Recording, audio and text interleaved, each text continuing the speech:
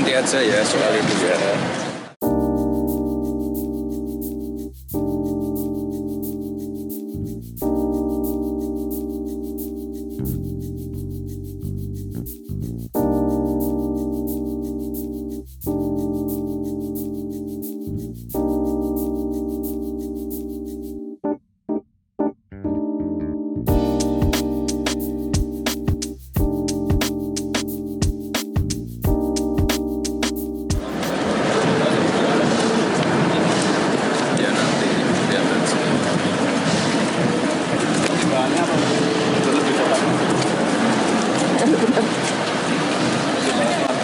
Nanti aja ya soal itu ya.